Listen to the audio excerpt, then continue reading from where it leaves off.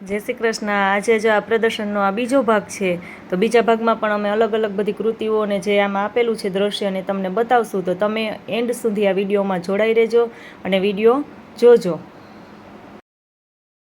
જો આગળનું દ્રશ્ય જોયા પછી અહીંયા છે કે સીતા મૈયા છે, સીતા માતાજી એનું જો રાવણ હરણ કરે છે અને આ પક્ષી છે જટાયુ કે એની રક્ષા કરે છે, અને રક્ષા કરવા માટે જો એ પક્ષી આવે છે એવું આખું દ્રશ્ય બતાવેલું છે। જો ત્યાંથી આગળ આવીએ ને તો અહીંયા હનુમાનજીનું આખું જો આ ચિત્ર આપેલું છે કે હનુમાનજી છે એ પર્વત લઈ અને આવે છે, અને એના હાથમાં પર્વત છે, અને અહીંયા જો નીચે લક્ષ્મણજી છે ને મૂર્છિત થઈ ગયા છે, અને રામના ખોડામાં લક્ષ્મણજીનું માથું છે ને એવું આખું દ્રશ્ય છે।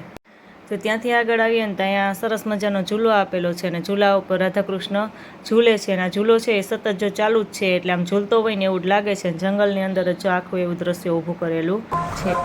જો ત્યાંથી આગળ આવ્યા ને ત્યાં આખું એક રાજમહેલ આપેલું છે, અને ઉપર જો ભગવાન સ્વામિનારાયણ પર દેખાય છે, અને આ નીચે એક રાજ્ય છે, અને જો રાજા ને બધા એને આપેલું છે, અને એક વ્યક્તિ છે એની ડોક નીચે નમાવી અને જો આમ ઊભો છે, ડોકી જો આખી આમ હલે છે લાઇટિંગ દ્વારા કે એવી રીતે ઇલેક્ટ્રિક દ્વારા હલતી છે। સામે રાજા છે ને એનો પણ આખો હાથ છે એમ હલે છે। જો ત્યાંથી આગળ આવ્યા ને તો અહીંયા સીડી આવી ગઈ છે, સીડી ચડી અને ઉપર જવાનું છે, તો અમે જો આને નીચે સીડી નીચે પાણી પણ પડે છે, સરસ મજાનું જે દ્રશ્ય આપેલું છે, અને હવે સીડી ચડીને ઉપર જવાનું છે, અને ઉપર બધું જોવાનું છે। જો સીડી ચડીને ઉપર આવ્યા ને અહીંયા જોઈને તો અહીંયા આવી અને લસરપટ્ટી ને એવું બધું છે, એટલે મારા મીસુબેનને તો એટલું જ જોતું હોય એટલે જો એ સીડી ઉપર ચડી ગઈ, અને ઉપર ચડીને સીધી ઈન દેવ્યાની પ્રિન્સભાઈ ને બધા જો લસરપટ્ટી ખાવા માંડ્યા છે, એને બધાને એટલું હોય એવું હોય તો કંઈ જોઈએ જ નહીં, ને મજા આવી ગઈ। અને નીચે જો એક કેન્ટીન પણ આપેલી છે કે ત્યાં કોઈને નાસ્તો કરવો હોય તો નાસ્તોય કરી શકે, ને થોડીક વાર આરામ કરીને પછી આગળ જવાનું છે। તો મીસુબેનને ઉપર ચડ્યા હતા ને તો હું પણ ઉપર આવી ગઈ છું, ને ઉપર આવીને જોઈને તો ચારે બાજુ જંગલ જ દેખાય છે, કે નકરા વૃક્ષ ને એવું જ બધું દેખાય છે ઉપરથી, અને એટલે ઉપર ચડી અને હું હાલો થોડીક વાર આપણે પણ પવન ખાઈ લઈ। અને નીચે જો કુંભકર્ણનું આખું આ દ્રશ્ય આપેલું છે, કુંભકર્ણ છે સૂતો છે, અને બધા જો ઢોલ ને નગારા ને એવું વગાડી અને એને ઉઠાડતા હોય ને એવું આખું ચિત્ર આપેલું છે।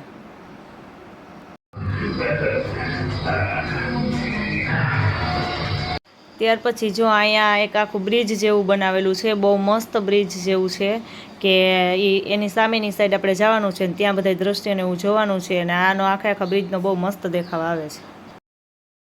ને ત્યાંથી આગળ આવીએ ને તો જો અહીં સરસ મજાની લાઇટિંગથી આખો લાઇટિંગ શો કરેલું છે, કે એકદમ અંધારું લાગે છે, અને આ લાઇટિંગનો સરસ મજાનો દેખાવ આવે છે, અને આ બ્રિજ ઉપર જ આગળ પછી આપણે ચાલી ને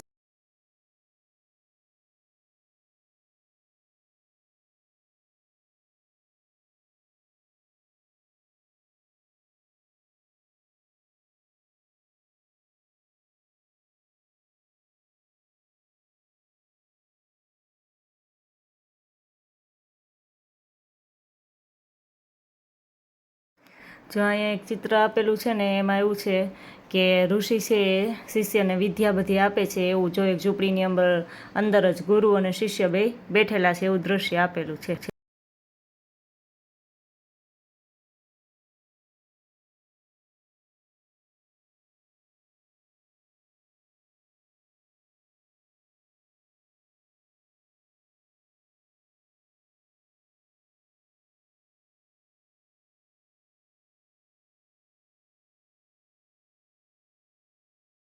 જો ત્યાંથી આગળ આવ્યા ને તો અહીંયા આખી ભૂતની ગુફા આપેલી છે, કે ગુફાની અંદર જવાનું છે, અને મ્યુઝિક એવું જ વાગે છે કે જાણે આમ ભૂત હોય ને એવું।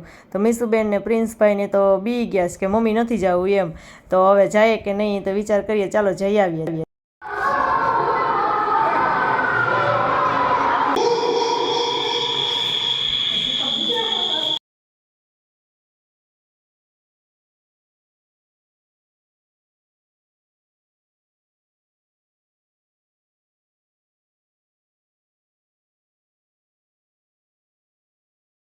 જો અહીંયા મિરર હાઉસ છે, તો એની અંદર અમે જઈએ છીએ, અને જઈ અને પછી જોઈએ।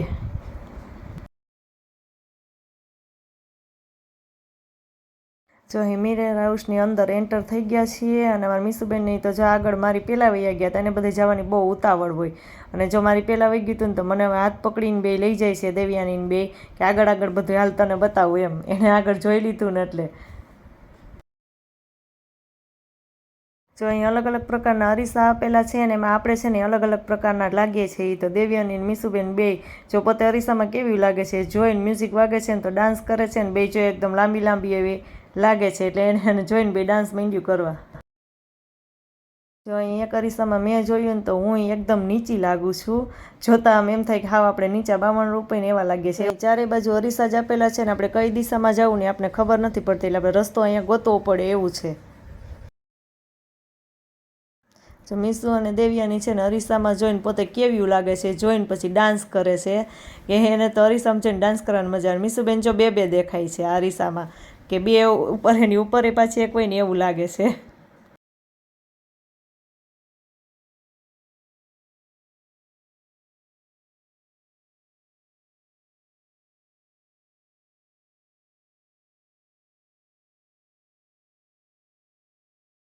જો અહીં દ્રૌપદી ચીરહરણનું દ્રશ્ય આખું આપેલું છે કે આ બાજુ પાંડવો બેસેલા છે અને સામેની બાજુ બેઠા છે એ કૌરવો છે અને આખી રાજ્યસભા છે અને સામે જો આ ધૃતરાષ્ટ્રને એ પણ બેઠા છે તો આખીની રાજ્યસભાનું આ દ્રશ્ય આપેલું છે.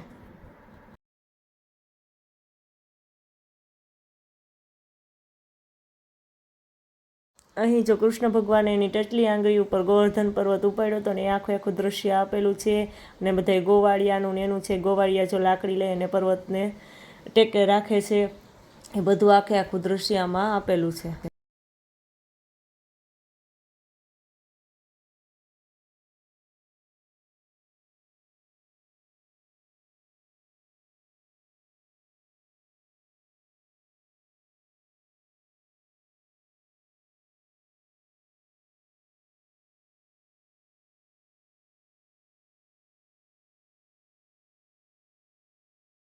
જો આ દ્રશ્ય છે ને એ સ્વામિનારાયણ ભગવાન જ્યારે લોહીજ ગામમાં ગયા હતા ને ત્યાંનું આ બધું આખું દ્રશ્ય આપેલું છે. જ્યાં પહેલાંના જૂનવાણી વાસણ ને એવું બધું છે.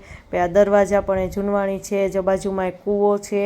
આવું બધું દ્રશ્ય આપેલું છે. ને મારા મીસુબેનને તેમ કે અંદર જવાનું હોય છે તો ટપીને અંદર વહી ગઈ પણ અંદર ત્યાં નજીક જઈને જોવાનું નહોતું એટલે પાછી દોડીને આવતી રહેજો.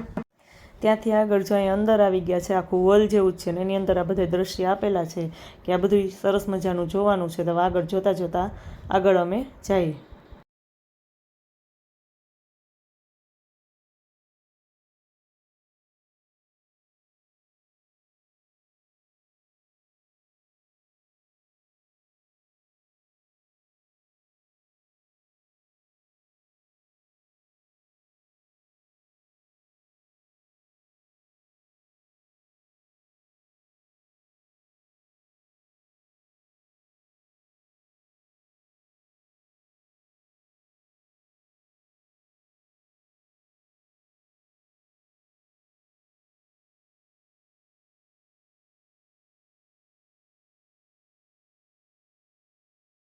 જે સરસ મજાનું ગામડાનું ચિત્ર આપેલું છે કે ગામડાની સ્ત્રીઓ બધી કામ કરે છે એ ચિત્ર છે.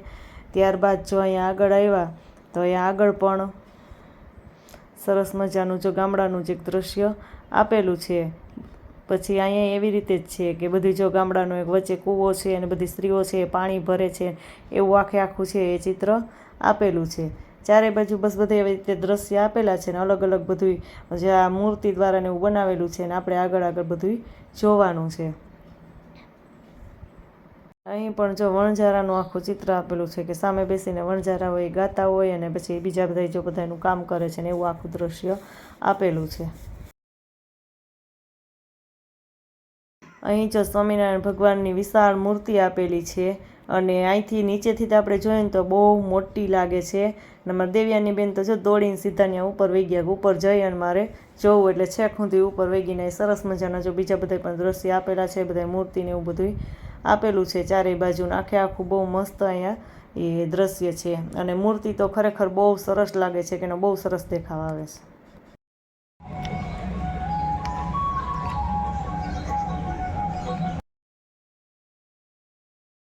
ત્યાંથી આગળ આવ્યા ને ત્યાં ઝૂલતો પુલ છે. તો જો પ્રિન્સભાઈને કેવી મજા આવી ગઈ છે ને તો પુલને બે સાઈડ આમ પકડી અને આમાં ચાઈને હલાવે છે એટલે બીક લાગે ને એવું થાય. એમ આપણે જઈએ ને અંદર હું જઈને જોઉં છું કે શું થાય છે એમ કે ઝૂલતા પુલ ઉપર કે આપણે હાલીએ ને એટલે આખો પુલ છે એ ઝૂલે છે અને પ્રિન્સને મજા આવી ગઈ ચાઈને હલાવે છે.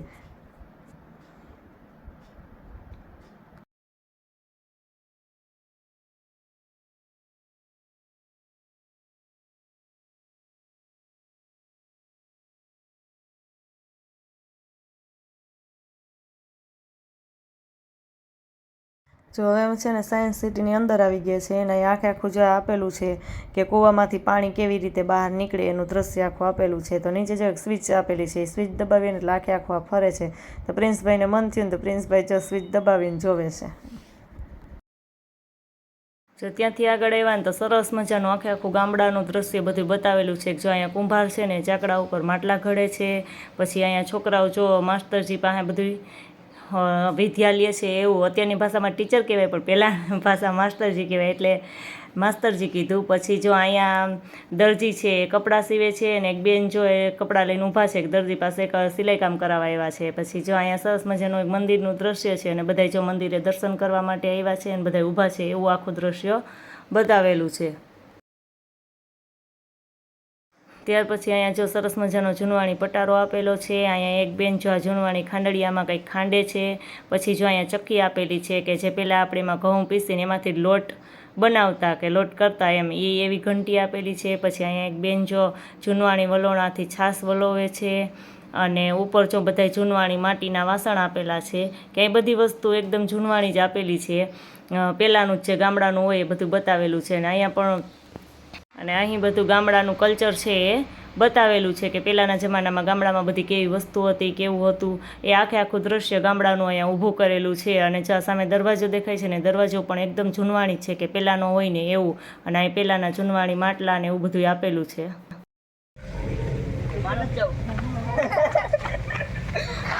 ભૂત બંગલો છે ને અંદર જો જવાનું છે.